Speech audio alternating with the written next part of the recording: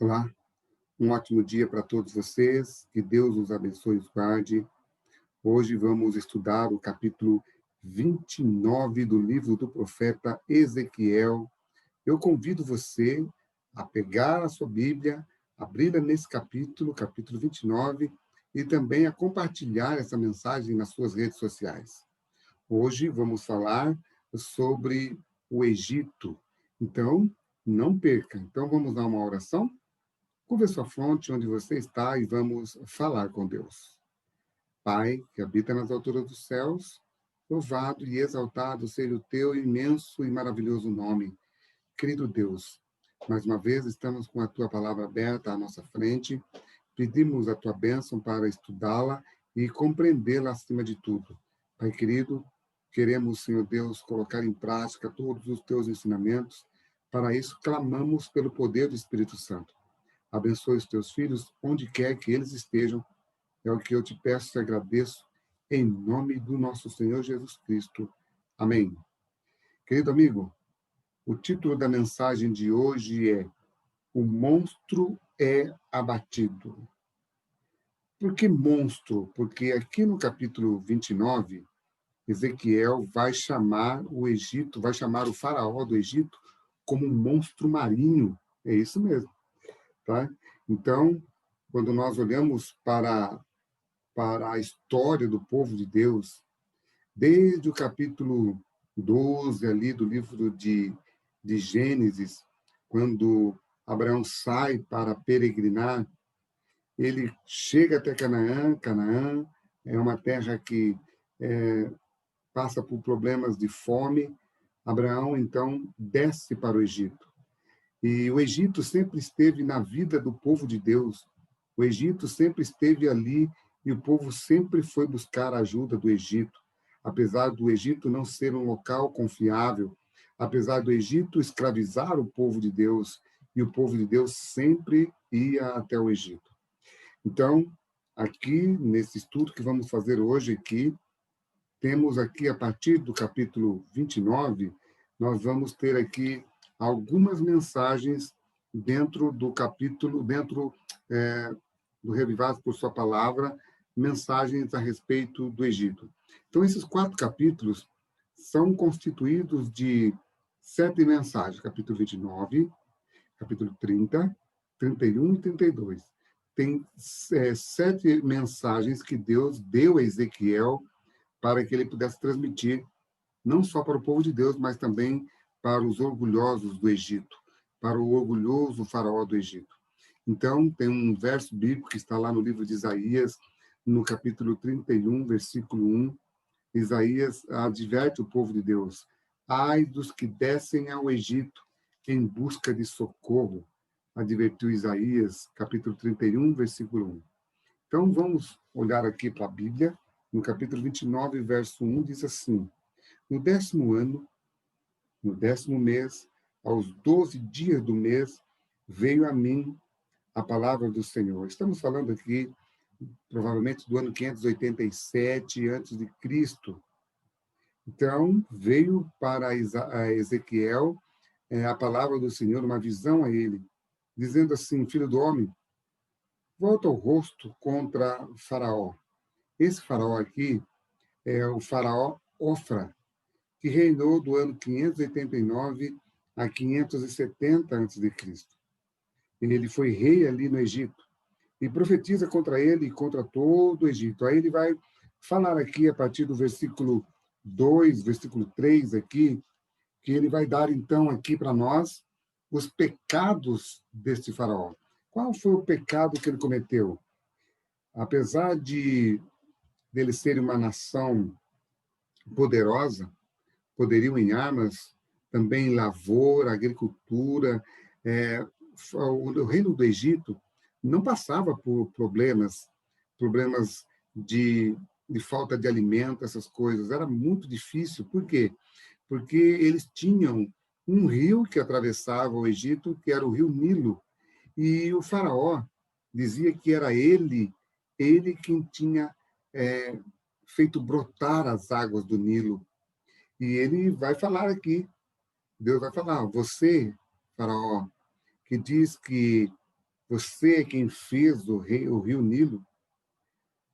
Deus está dizendo assim, eu vou tirar você, eu vou colocar um anzol no seu nariz e vou mostrar para você que quem criou todas essas coisas não foi você. Quem criou foi o Deus Todo-Poderoso. Você, Faraó, você não passa de uma mentira, você não passa de uma farsa. Por isso que Deus, então, vai falar assim para ele, vou sepultar você no meio dos animais. Ou seja, pensa num faraó. Os monarcas, os faraós, eles preparavam seus sepultamentos, eles faziam com que o seu sepultamento fosse, a sua vida após-morte fosse algo esplendoroso, eles se preparavam, faziam de tudo para que o seu corpo se mantivessem ali num estado bom, e Deus está falando, o seu corpo vai ser sepultado no meio dos animais, você não vai ter nada de regalias. E aí, por quê? Porque ele se exaltava, porque ele dizia que era ele que tinha criado o rio Nilo. Então, quando ele se exaltava, quando ele se exalta, Deus vem e quebra as pernas dele, Deus quebra a moral dele. E aqui, aparece aqui no capítulo 29, três expressões. No verso 6, no verso 9 e no verso 16, aparece assim, e saberão todos os moradores do Egito que eu sou o Senhor. Ou seja, o juízo que Deus vai aplicar no Egito vai fazer eles despertar para o verdadeiro Deus. Mas despertaram para o verdadeiro Deus quando foi tarde demais. E aqui no versículo 9 também fala a mesma coisa. A terra do Egito se tornará em desolação e deserto, e saberão que eu sou o Senhor. Ou seja, tiveram a oportunidade de saber quem era Deus por amor, pela misericórdia, reconhecendo Deus, que era Ele quem dava todas as coisas para eles, mas eles não reconheceram por amor, não reconheceram pela misericórdia. Então eles iriam reconhecer através do juízo. E o juízo deu a eles talvez um pouquinho de oportunidade, mas foi tarde demais para muitos ali.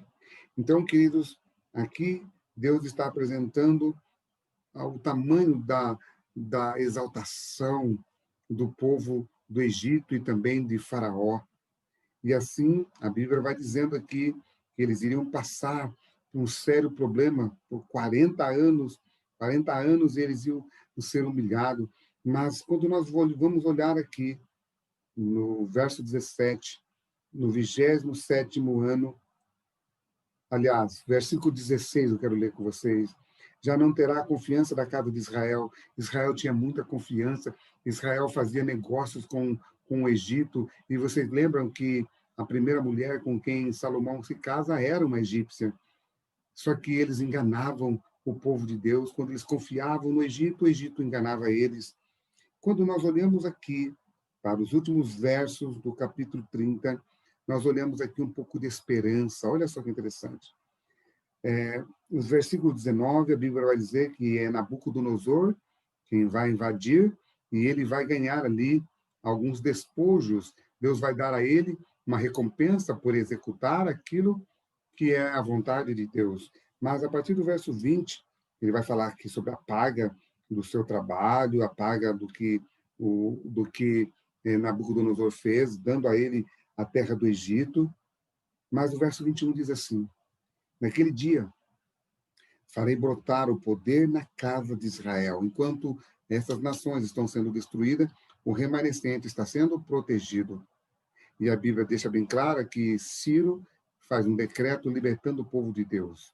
E aí a Bíblia diz assim: te darei que fales livremente no meio de Israel, no meio deles, e saberão que eu sou o Senhor. Ou seja, ainda haveria um pouco de esperança para o Egito, porque o Egito, depois de ter sido destruído, ter sido humilhado por Nabucodonosor, eles nunca mais se tornaram uma grande nação.